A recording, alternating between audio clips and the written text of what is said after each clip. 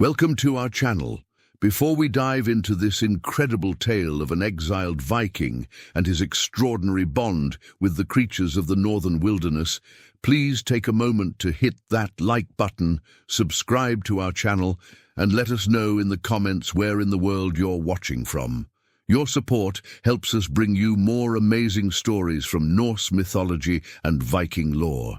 Now, let's begin our journey. The bitter wind of the northern fjords cut through my worn cloak as I trudged deeper into the endless expanse of pine and shadow. 3 moons had passed since the Thing, the assembly of our people, had pronounced their judgment upon me, banishment. The word still burned in my chest like a brand from the forge. My name is Tormund Ravenshield, though I suppose the shield part of my name holds little meaning now. I'd been a warrior of some renown among the Ironwood clan, my axe singing its death song in countless raids across the Whale Road. But honor means nothing when jealousy and political maneuvering poison the minds of jarls and chieftains. Hjalmar Bloodaxe, my former jarl's son, had accused me of cowardice during our last raid on the Pictish settlements. A lie as black as the depths of hell, but spoken with silver tongue and backed by his father's influence. The truth that I had saved a wounded shield brother instead of pursuing fleeing enemies mattered little to men who valued gold over honor. The forest around me stretched endlessly, a cathedral of ancient pines whose tops seemed to scrape the belly of Odin's ravens. Patches of snow still clung to the shadowed hollows despite the warming of spring, and the air carried the rich scents of moss, pine sap, and something else, something wild and wounded. I followed a game trail that wound between massive tree trunks, their bark scarred by the claws of bears, marking their territory. My stomach growled with hunger, for I had eaten nothing but bitter berries and what small game I could catch with my bare hands for days. The provisions I had managed to gather before my exile were long gone. The whimpering sound reached my ears as I crested a small rise. At first I thought it might be wind through the branches, but there was something distinctly animal about it, plaintive and desperate. I approached carefully, hand instinctively moving to the sayax at my belt, the only weapon I had been allowed to keep. In a clearing ahead, beneath the drooping branches of an ancient spruce, I found the source of the sound. A bear cub, no larger than a well-fed hound, lay trapped beneath a fallen branch. Its dark fur was matted with blood, and one of its hind legs was twisted at an unnatural angle, the cub's small black eyes fixed on me with a mixture of fear and desperate hope that struck me like a blow to the chest. Most men would have seen an opportunity, bare meat to fill an empty belly, fur to line a cloak. But something in those eyes reminded me of my own situation. Here was another creature cast out, injured and alone, in an uncaring world. I approached slowly, speaking in low, soothing tones, as I had once done to calm, frightened horses before battle. "Easy, little one. I mean you no harm." The cub watched my every movement, but did not try to flee. It was too weak, too hurt. The branch that pinned it was substantial, requiring all my strength to lift. As I worked to free the creature, I could see the extent of its injuries more clearly. The leg was definitely broken, and there were deep scratches along its flank, probably from the same storm that had brought down the tree. This little one would not survive long without help. Once freed, the cub tried to stand, but collapsed immediately, whimpering in pain. Without thinking, I gathered the small, warm body into my arms. It struggled weakly at first, then seemed to understand I meant no harm and settled against my chest, its tiny heartbeat rapid against my ribs. "What am I doing?" I muttered to myself as I looked down at the injured cub. Taking on a wounded animal when I could barely feed myself was madness, but perhaps madness was all I had left. I had noticed a cave system earlier in my wandering, carved into a hillside, about half a day's walk from here. It would provide shelter from the elements and predators. If I was going to attempt this fool's errand of saving a bear cub, I would need a secure place to tend its wounds. The journey back was arduous. The cub, despite its small size, was a dead weight in my arms, and I had to stop frequently to rest. Each time I paused, I questioned my decision. What did I know of healing animals? What did I know of raising a bear? The sensible thing would be to leave it for the wolves and ravens. But each time I looked down at the small face nestled against my chest, I found I could not abandon this creature any more than I could abandon my own honor, tattered though it might be. The cave I had discovered was actually a network of interconnected chambers, carved by some ancient underground stream. The entrance was partially concealed by hanging vines and fallen rocks, making it nearly invisible from the outside. Inside, the main chamber was spacious enough to stand upright, with a narrow opening in the roof that would allow smoke to escape. I made the cub as comfortable as possible on a bed of soft pine boughs, then set about examining its injuries more carefully. The broken leg was my primary concern. I had seen enough battlefield wounds to recognize that bones, if set properly, could heal straight and strong. If left untreated, the cub would be crippled for life, assuming it survived at all. Using strips torn from my already ragged tunic, I fashioned a crude splint from straight pine branches. The cub whined and tried to bite me as I worked, but it was too weak to cause real harm. Throughout the process, I found myself speaking to it in soothing tones, telling it stories of my homeland, of great raids and glorious battles, of the warm halls where warriors feasted and sang. "Your mother was probably a great warrior herself," I told the cub as I wrapped the splint. "Bears are sacred to the berserkers, you know. They call upon the bear's spirit to give them strength in battle. Perhaps there's some of that strength in you, little one." With the immediate medical needs addressed, I turned my attention to food. The cub was clearly hungry, but what did baby bears eat? I had seen mother bears fishing in streams, catching salmon with practiced swipes of massive paws, but this little one couldn't even stand, much less hunt. I spent the rest of that day and most of the next foraging and hunting. Small fish from a nearby stream, bird eggs when I could find them, tender roots and shoots that I mashed into a pulp. The cub was reluctant to eat at first, but hunger eventually overcame caution. I watched with satisfaction as it began to eat more eagerly, even allowing me to hand-feed it without trying to bite. Days blended into weeks as I established our routine. Each morning, I would check the cub's injuries, change the crude bandages I had fashioned, and ensure it was eating well. The broken leg seemed to be healing properly, and the scratches on its flanks scabbed over and began to fade. I found myself talking to the cub constantly, sharing stories and thoughts I had never voiced to another living soul. There was something liberating about having a companion who could not judge me, could not betray me, could not cast me out. The cub seemed to enjoy the sound of my voice, often falling asleep to my tales of ancient heroes and distant lands. "I think I'll call you Mjolnir," I said one evening as we shared a meal of fish and berries. "Small now, but destined to become a mighty force." The cub looked up at me with what I could swear was understanding in its dark eyes. As spring progressed into summer, Mjolnir grew stronger and more adventurous. The day came when I removed the splint from its leg and watched nervously as it took its first tentative steps. There was a slight limp, but the bone had set well. Soon, the cub was exploring every corner of our cave home and venturing outside under my watchful eye. But with growth came new challenges. Mjolnir's appetite increased dramatically, requiring longer and more dangerous foraging expeditions on my part. I had to venture closer to human settlements to hunt larger game, always risking discovery. More concerning was what would happen when Mjolnir reached full size. Even the smallest adult bear was more than a match for a man, and I had no illusions about being able to control a full-grown bear indefinitely. Yet I found I could not bring myself to regret my decision to save the cub. In those long months of exile, Mjolnir had become more than just a companion. He had become family. The only family I had left in the world. One morning in late summer, as I was preparing to leave on a hunting expedition, I heard something that made my blood run cold. The sound of many voices echoing through the forest, growing closer to our hidden sanctuary. I peered out from behind the concealing vines and saw them.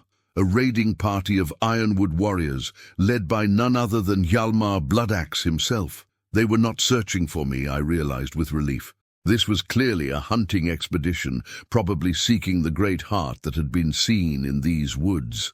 But their presence, so close to our cave, meant danger. If they discovered our hideout, they would kill me as an outlaw, and Mjolnir would either be slaughtered or captured as a curiosity. I spent that day in tense silence, keeping Mjolnir quiet, with gentle strokes and whispered reassurances. The sounds of the hunting party echoed through the forest all day, but gradually faded as they moved on. By evening, all was quiet again, but the encounter served as a stark reminder of my precarious situation. I was still within the lands claimed by my former clan, still subject to their justice should I be discovered. Perhaps it was time to venture even deeper into the wilderness, to find a place where no man's law held sway. As I sat by our small fire that night, Mjolnir curled up beside me like an enormous dog. I made a decision that would change both our lives forever. We would leave this place and head north, beyond the reach of any clan or kingdom, into the truly wild lands where only the strongest survived. I had no way of knowing that this decision would set in motion events that would echo through the halls of Valhalla itself, or that the small creature sleeping peacefully beside me would one day stand as the bridge between the world of men and the realm of the gods.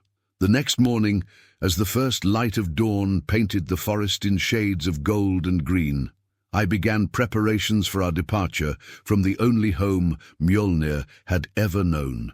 3 years had passed since we fled deeper into the northern wilderness, beyond the reach of any clan's influence. The scraggly young exile who had once stumbled through these forests was gone, replaced by a man hardened by solitude and shaped by the demands of survival.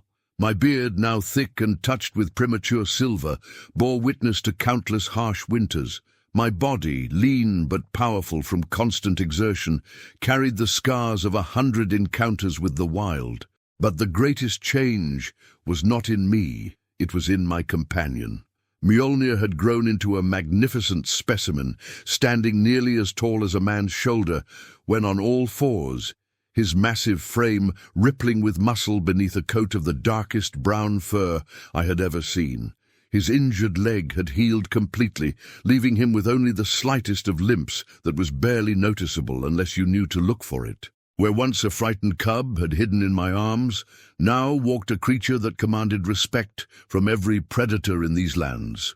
Our relationship had evolved far beyond that of rescuer and rescued. We had become partners in the truest sense, each understanding the other's moods and intentions with an almost supernatural clarity. When I hunted, Mjolnir served as both tracker and protector. When he foraged, I watched for dangers he might miss in his focused search for food. We had developed a system of signals, subtle gestures and quiet sounds that allowed us to communicate complex ideas. The cave system we now called home was far grander than our first shelter. Carved into the side of a massive granite cliff overlooking a pristine lake, it consisted of multiple chambers connected by natural corridors. The main living area was large enough to accommodate both Mjolnir's considerable bulk and my own needs. A smaller chamber served as storage for our supplies, while a third had become my workshop, where I crafted tools and weapons from bone, wood, and what little metal I could scavenge or trade for. Life in the deep wilderness had taught me skills I never would have learned as a clan warrior. I had become an expert tracker, able to read the story of the forest floor like runes carved in stone. My archery, once merely adequate, had become deadly precise out of sheer necessity. I could identify edible plants by scent alone, predict weather changes days in advance by the behavior of animals, and move through the forest with a silence that would make even seasoned hunters envious. But it was not a life without its challenges and sorrows. The isolation wore on me more than I cared to admit. There were nights when I would sit by the fire, listening to Mjolnir's deep, rumbling snores, and feel the weight of loneliness like a physical burden. I missed the sound of human voices, the warmth of a crowded mead hall, the simple pleasure of sharing stories with fellow warriors. Sometimes I would catch myself talking to Mjolnir for hours, telling him tales of my homeland, describing the faces of people he would never meet. Winter brought its own harsh trials. The first winter after we moved north had nearly killed us both. I had underestimated how much food Mjolnir would require and how difficult hunting would become when the deep snows arrived. We had survived on the edge of starvation until a stroke of luck led us to a cache of smoked fish left behind by some forgotten traveler. The second winter, I was better prepared, but nature tested us with the most savage cold I had ever experienced. Temperatures that turned spit to ice before it hit the ground, winds that could strip the flesh from exposed skin in minutes, and snowfalls so heavy they threatened to seal us in our cave for weeks at a time. During the worst of it, Mjolnir and I would huddle together for warmth, his massive body generating enough heat to keep us both alive through the killing cold. But we survived, and with each trial overcome, the bond between us grew stronger. By our third year in the deep wilderness, we had established a reputation of sorts among the sparse population of trappers, hermits, and outcasts who lived on the fringes of civilization. They spoke in whispers of the bearded wild man who traveled with a giant bear, avoiding contact with outsiders but occasionally leaving game or fish for those in desperate need. Some called me mad, others claimed I was blessed by the gods. I cared little for their opinions. It was during the autumn of that third year that our peaceful existence was shattered. I'd been tracking a herd of elk for 2 days, hoping to bring down enough meat to supplement our winter stores, when I noticed the smoke on the horizon. Not the thin, steady stream that would indicate a hearth fire or even a large cooking fire, but thick, dark columns that spoke of buildings burning. Concerned despite myself, old habits of warrior solidarity died hard. I altered course toward the source of the smoke, Mjolnir padding silently beside me. What we found when we crested the ridge overlooking the Thornwood settlement was a scene from the darkest saga. The small trading post, which had served as a neutral meeting ground for trappers, merchants, and the occasional diplomatic party, was in ruins. Bodies lay scattered throughout the compound, some clearly cut down while fleeing, others bearing signs of having fought desperately before falling. The wooden palisade that had provided modest protection was broken in several places, and most of the buildings within were either smoldering ruins or actively burning. But what caught my attention and held it was not the destruction. I had seen the aftermath of raids before. It was the attackers themselves. Moving among the ruins with casual brutality were warriors unlike any I had encountered in all my years. Tall and lean, with pale skin marked by intricate tattoos, they wore armor of unfamiliar design and carried weapons I did not recognize. Their leader, distinguished by a helmet crowned with the antlers of some great stag, directed his men with the calm efficiency of a seasoned war chief. These were not Vikings or any other people I knew.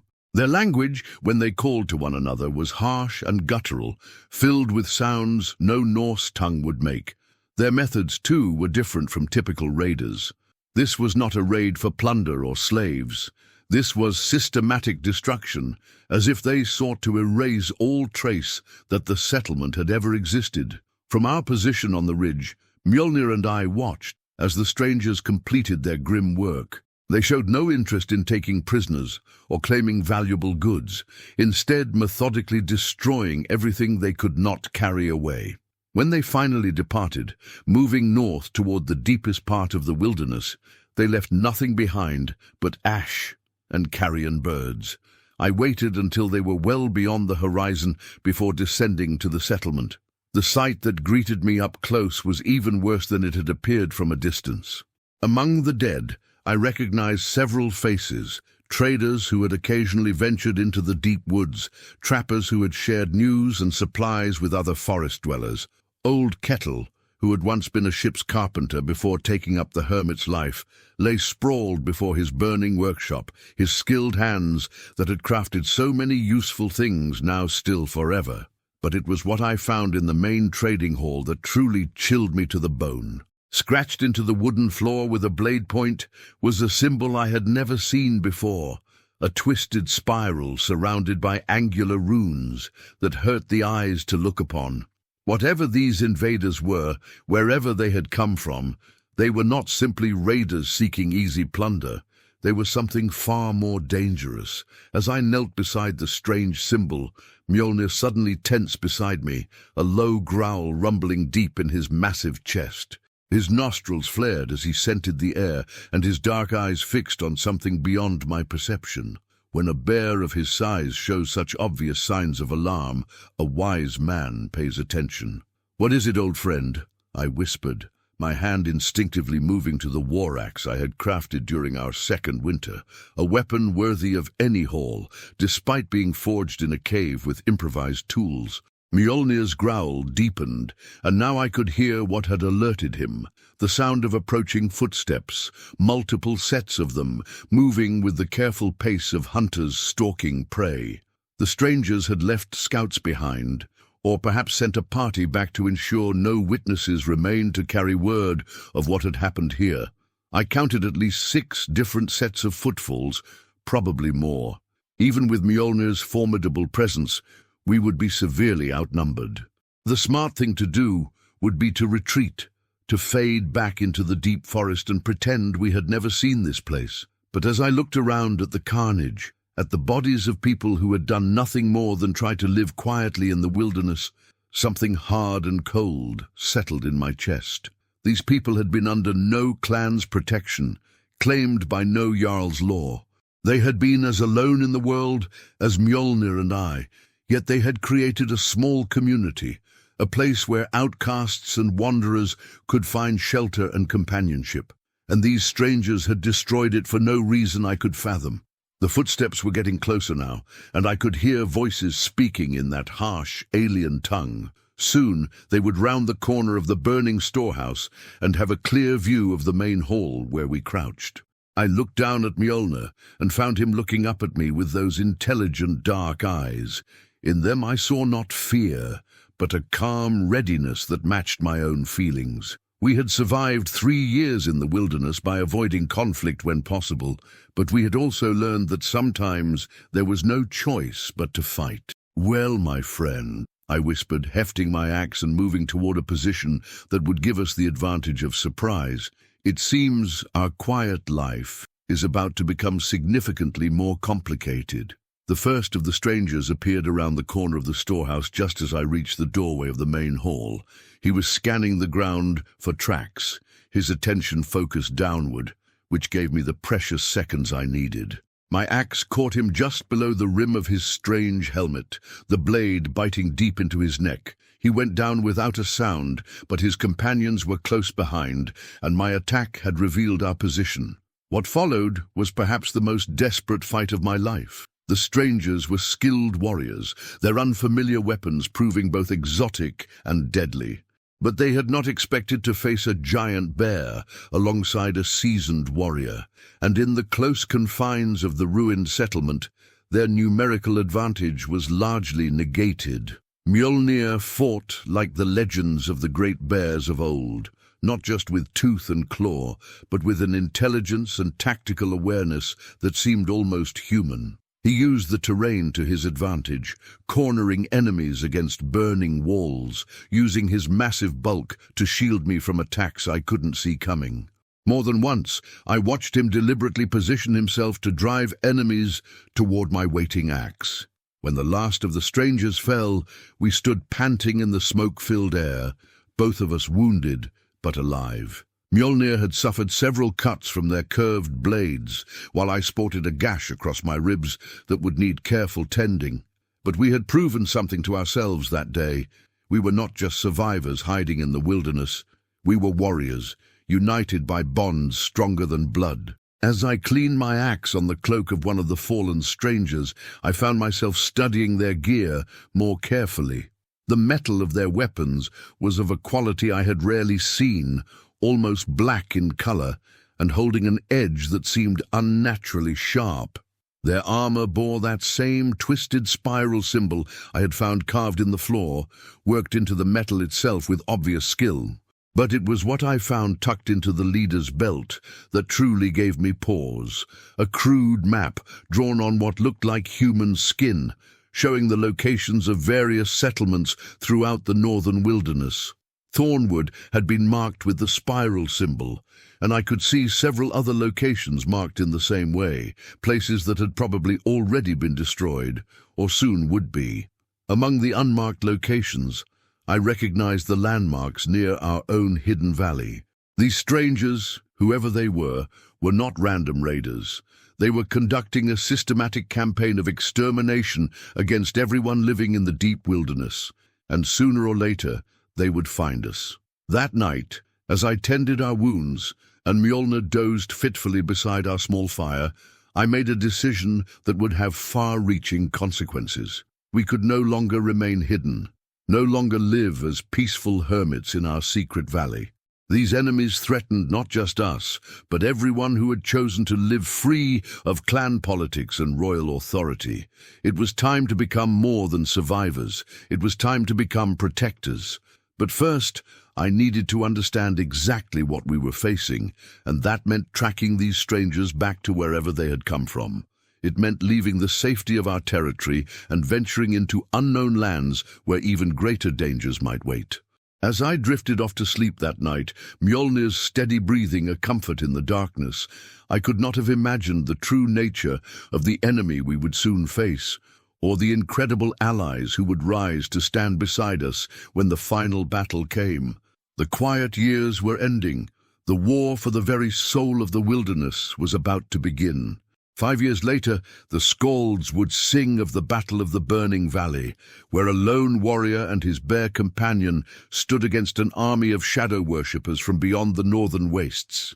They would tell of how the very forest itself seemed to rise up in defense of the wilderness, of bears emerging from caves and dens to fight alongside the exiled Viking who had shown kindness to their kind. But those who fought in that battle knew a different truth, that when Mjolnir fell beneath the weapons of the enemy, mortally wounded in defense of his human friend, something divine stirred in the depths of the ancient woods. The great bear's final roar was answered by a voice that shook the mountains themselves, and from his body arose a figure of terrible beauty and power, bearing the aspects of both bear and man. "I am Bjorn Asgard," the figure proclaimed, his voice carrying the authority of thunder, "guardian of the wild places, protector of the innocent. You have proven yourself worthy, Tormund Ravenshield. Will you accept the gift I offer?" The exile, kneeling beside his fallen friend, looked up with tears streaming down his face. "What gift is worth the life of the truest companion a man ever had?" "The gift of understanding," the god replied. "Your friend is not gone. He has become something greater, and you, who showed mercy to a wounded cub when you yourself were cast out and forgotten, will never fight alone again." As the god spoke, the forest around them filled with the sound of massive paws striking earth, of deep voices raised in ancient songs of war. From every den, every cave, every hidden place in the vast wilderness they came, bears of every size and age, their eyes glowing with divine purpose, ready to stand against the forces of chaos and destruction. The exile who had once been banished in shame became the founder of a new brotherhood, the Bear Sworn, protectors of all who sought refuge in the deep places of the world. And though the years passed and his human form grew old and frail, Tormund Ravenshield never lacked for companions, for the promise of Bjorn Asgard held true. In the wild places, among the ancient trees and hidden valleys, the bears remembered, and they would always answer the call of those who fought to protect the innocent, no matter how desperate the odds. The legend of the exile and his bear had become something far greater, a promise that in the darkest hour, when all hope seems lost, the wild places of the world would rise to defend their own. Thank you for joining us on this incredible journey through Norse mythology and Viking legend. If this tale of courage, loyalty, and divine intervention moved you, please don't forget to like this video, subscribe to our channel for more amazing stories from the world of Norse mythology, and let us know in the comments where you're watching from. We love hearing from our global community of mythology enthusiasts. Until next time, may the gods watch over your journeys.